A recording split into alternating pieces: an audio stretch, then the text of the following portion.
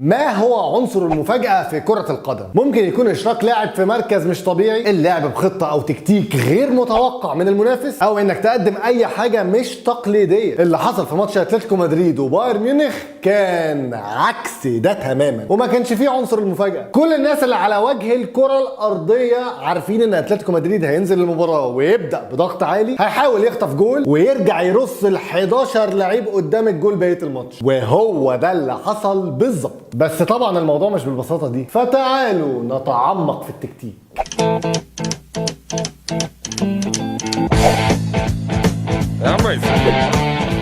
صباحه بعد 90 دقيقة نسينا فيها متعة الشامبيونز ليج يوم الثلاث، رجعت المتعة وعليها شوية إثارة وكل حاجة بنعشقها في الشامبيونز ليج يوم الأربعاء. وبالرغم من إن الماتش خلص 1-0 بس، إلا إنه واحد يدرس، واحد هيخلد في تاريخ دوري الأبطال. ساول نيجيز صاحب ال 21 عام، اكتشاف جديد من سيميوني عشان يملى بيه فراغ رحيل أردا توران، جاب جول عظيم. وبالرغم من تاريخ ساول القصير جدا في عالم كرة القدم، إلا إن ده مش أول جول عالمي.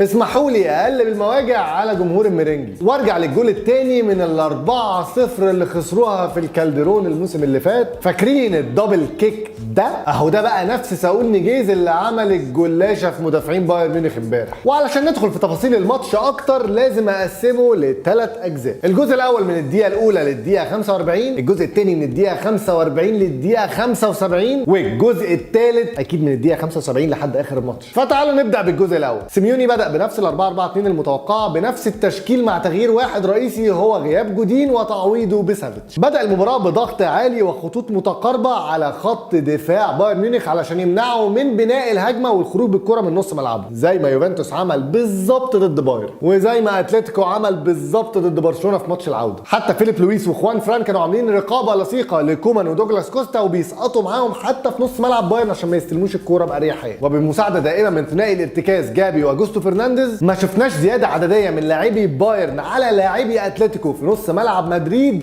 طوال المباراه. الشوط الاول اللي هو الجزء الاول من المباراه انتهى 1-0 وكان شوط مثالي لاتلتيكو مدريد. اما من ناحيه بايرن ميونخ فكان فيه شويه مشاكل. جابي الونسو زي ما كان متوقع بيغلط كتير تحت الضغط العالي وبطيء ضد خصم سريع جدا في نص الملعب، وفي نفس الوقت تياجو الكانتارا كان خارج نطاق الخدمه كليا طوال ال 90 دقيقه. وبشكل عام سوء اداء الكانتارا اثر بشكل سلبي كبير على حلول وخيارات بايرن ميونخ الهجوميه بالذات من العمق. تياجو لعيب مبدع كرييتيف وعنده رؤيه في الملعب، وممكن بتمريره واحده يفك لك تكتل دفاع او يوجد لك حلول انت مش شايفها. فمع غيابه غاب سلاح قوي جدا ومؤثر في هجوم بيب جوارديولا. مع بدايه الشوط الثاني بايرن ميونخ نزل المباراه بدفعه معنويه قد اللي اتلتيكو نزل بيها في بدايه المباراه. بيب جوارديولا شحن لعيبته ما بين الشوطين وكانوا نازلين جاهزين انهم ياكلوا النجيله. والناحيه الثانيه اختفى كليا ضغط لعيبه اتلتيكو مدريد، مش بس في نص ملعب بايرن ولكن حتى في نص ملعبهم، وتحولوا لدفاع منطقه في الثلث الاخير قدام منطقه الجزاء من بدري قوي في الماتش. وبالتالي النتيجه كانت سيطرة مطلقة من بايرن ميونخ وخلق اكتر من فرصة باكتر من اسلوب، ودي كانت اكبر ايجابية في تحضير جوارديولا للماتش. دوجلاس كوستا اللي في نظري افضل وينجر حاليا في العالم كان بيعمل كل حاجة ناحية الشمال، تسديد من خارج ال 18 من ارتورو فيدال ومن ديفيد ألابا اللي رزع واحدة من 35 ياردة ما صدهاش الا العرض، وكور عالية طولية لليفاندوفسكي. وهنا لازم نعمل وقفة. تعالوا نرجع في الزمن 6 اسابيع لحلقة صباحو تاكتكس بتاعة ماتش بايرن ويوفنتوس في الاليانز ارينا. ما شفناش اي كرة طويلة من المدافعين او من جابي الونسو لمحاولة استغلال المساحات اللي ورا خط دفاع يوفي المتقدم. والاسوأ ان بالرغم من ان كل الناس اللي على كوكب الارض عارفين ان مدافعين بايرن ميونخ بيغلطوا لما بيتضغط عليهم، فما كانش فيه اي تعليمات من بيب ان هم يشتتوا الكرة ويخلصوا منها حتى في الاوت وهم تحت الضغط. واستمروا في اختيار المخاطرة بتمريرات قصيرة من رجل لرجل للاحتفاظ بالكرة حتى وهم تحت الضغط في نص ملعبهم، وبالتالي استمرت الاخطاء الكارثية في الحدود. سبب اعادتي للكلام اللي قلته قبل كده هو توضيح لتطور في الاداء وفي التعليمات وفي التكتيك بتاع جوارديولا من ماتش يوفنتوس لماتش اتلتيكو في نقطتين مهمين جدا. اولا بيب اخيرا بيستخدم سلاح جديد في تخطي حائط اتلتيكو الدفاعي المنيع، فلو مش عارف تلعب كرة على الارض وتخترقه العب عاليه من فوقه وفي ظهره واضربه، بالذات في وجود سترايكر زي ليفاندوفسكي عنده القوه البدنيه انه يصارع على كل كرة عاليه طوليه توصل. ثانيا بقى واهم تشتيت الكرة من المدافعين. بيب عارف من قبل الماتش ان الدفاع هيتضغط عليه، واكيد عارف ان دفاعه سيء اصلا بشكل عام، فاحترم قدرات اتلتيكو مدريد في الضغط العالي، وادى تعليمات صريحه للمدافعين بتشتيت الكوره ولعبها في اي حته حتى لو كانت خارج الملعب لما يضغط عليهم. وبالتالي النتيجه لمعادله منطقيه بسيطه زي دي كانت عدم فقدان الكوره من المدافعين لمهاجمين اتلتيكو واعطائهم فرص سهله للتسجيل من لا شيء زي ما حصل مع اليوفي. اما اخر فتره من اللقاء فكانت مزيج ما بين صحوه لاتلتيكو مدريد بدات في الدقيقه 75 بهجمه مرتده نموذجيه انتهت بتسديده توريس في القائم، واستماته هجوميه من بايرن ميونخ لمحاوله احراز هدف مهم جدا خارج ارضه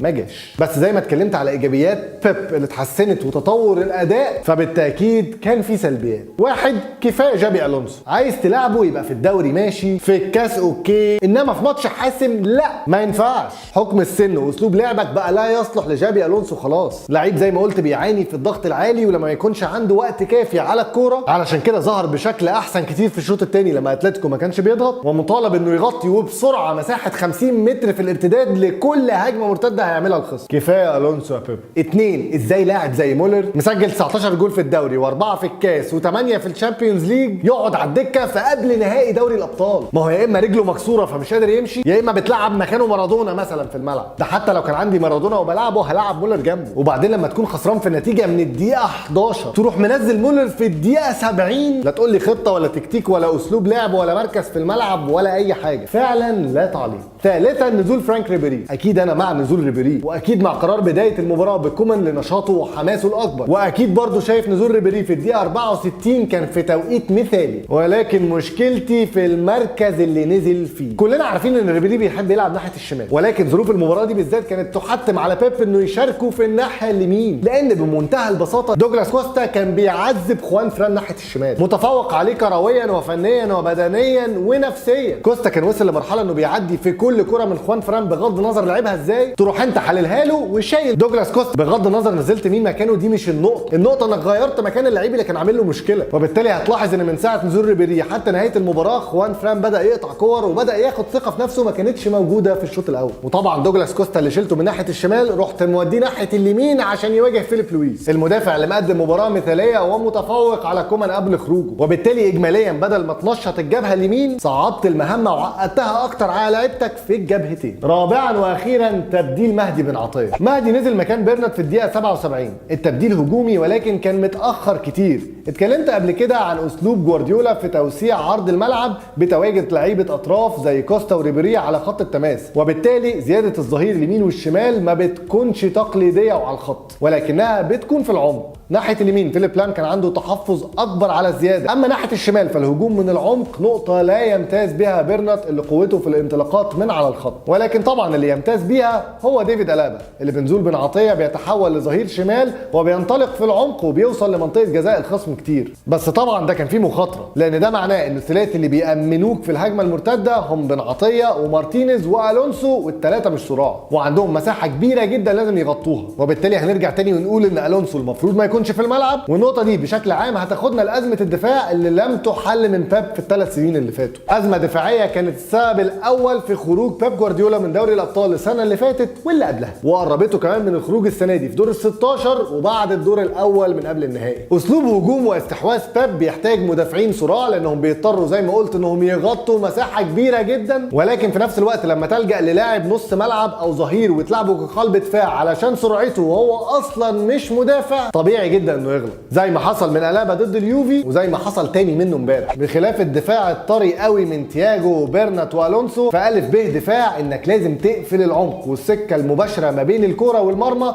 وتحاول تجبر اللاعب انه يتوجه بالكوره للطرف، لان الخطوره منه هناك على المرمى بتكون اقل بكتير. وبما ان ألابا مش مدافع اصلا ما عملش كده لا في لقطه الجول الاول ولا في لقطه الهجمه المرتده اللي جت في الشوط الثاني من توريز، وبرضه سمح له انه يتجه للعمق بدل ما يجبره على الاتجاه للطرف. وهرجع واقول ان عدم حل ازمه الدفاع عند بايرن ميونخ مسؤوليه تقع على بيب جوارديولا. وفي النهايه لازم اقول ان بطل الجوله الاولى من دور قبل النهائي من دوري الابطال هو سيميوني، المدرب اللي لعبته فرديا اسامي عاديه جدا وفي مستوى طبيعي طبيعي، ولكن في كتيبه سيميوني بيكونوا كتله واحده ترعب اكبر الفرق اللي في العالم. وهنشوف المباراه الجايه لو جودين وكراسكو هيلحقوا يرجعوا من الاصابه، فبالتالي خطورتهم هتبقى اقوى في الهجوم وفي الدفاع. اكيد اتلتيكو هيدخل الاليانز بافضليه واضحه، لان كل جول يسجله لازم البايرن يسجل قصاده 3. بس طبعا لو سمعت الجمله دي تاني هتكتشف ان البايرن هو اللي لازم يسجل 3 قدام كل جول. حاجه ممكن تحصل عادي، وبالتالي كل شيء ممكن والاحتمالات كلها مفتوحه. والاكيد اننا هنشوف ماتش نار في الاليانز. رجل المباراه كاجمالي اداء في ال90 دقيقه ما كانش فيه حد افضل من لاعب الارتكاز في اتلتيكو مدريد الجديد اللي لسه جاي من سيلتا فيجو، اجوستو فرنانديز، اللي تالق قدام بايرن زي ما تالق في الماتشين اللي قدام برشلونه. ولكن لما تسجل هدف عالمي وحاسم زي الجول اللي جابه ساول، فلازم ادي ساول نيجيز لقب رجل المباراه. اما لقب بنير المباراه كان صعب شويه لان ال 22 لعيب ظهروا باداء كويس، ولكن اقلهم واللي خيب امال فرقته ومدربه كان تياجو الكانتارا اللي ظهر باداء وحش، وبديله مولر كان قاعد على الدكه. وسؤال حلقه النهارده، مين اكتر لاعب اقنعك ومتعك في دور الذهاب من نصف نهائي دوري الابطال؟ وكالعاده ما تنساش تعمل سبسكرايب او اشتراك في القناه على يوتيوب عشان توصلك الحلقات اول ما تنزل، قبل فيسبوك وقبل تويتر وقبل انستجرام وقبل سناب شات وقبل اي حاجه. ما تنساش تعمل لايك للحلقه وتشيرها وتنشرها في كل مكان. كان معاكم عمرو نصوحي واشوفكم الاسبوع الجاي. سلام. خد دي القهوة تديك باور. ما هو عنصر المفاجأة في كرة القدم؟ يا جماعة والله أنا بعمل شيء بدايات برضه، لكن ما هو عنصر المفاجأة في كرة القدم؟ فنان في كرسي هنا طالع معانا حضرتك. لا يعني مش عارف، لكن ما حسيتش فيها قبل ما أبدأ أصور.